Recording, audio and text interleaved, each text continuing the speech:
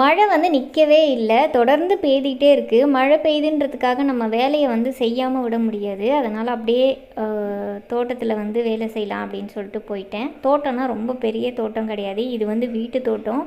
நாங்கள் வந்து பச்சை மிளகாவும் வெண்டைக்காவும் மட்டும்தான் வச்சோம். வெண்டைக்காய் வந்து நாள் போக போக ரொம்ப குட்டி குட்டியாக வர ஆரம்பிச்சிருச்சு. அதனால் அவர் சோளம் போடலாம் அப்படின்னு சொல்லிட்டு வெண்டைக்காய் செடியெல்லாம் பிடுங்கி எரிஞ்சிட்டாரு.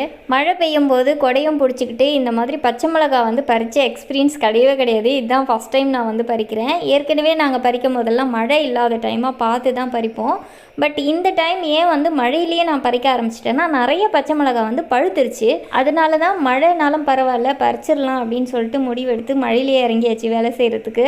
உள்ளே இறங்கும் போது பயங்கர தண்ணி, பாம்பு ஏதாவது வந்துருமோன்னு எனக்கு ரொம்ப பயம். எங்கள் ஹஸ்பண்ட் கிட்டே கேட்டேன், பாம்பெல்லாம் வராது வா நட அப்படின்னு சொல்லிட்டு 2 பேரும் சேர்ந்து தான் அவ்வளோ பச்சை மிளகாவும் பறித்து முடித்தோம். சந்தையில் கொடுத்து எவ்வளோ காசு கிடச்சிது அப்படின்னு சொல்லிட்டு அடுத்த வீடியோவில் அப்டேட் பண்ணுறேன்.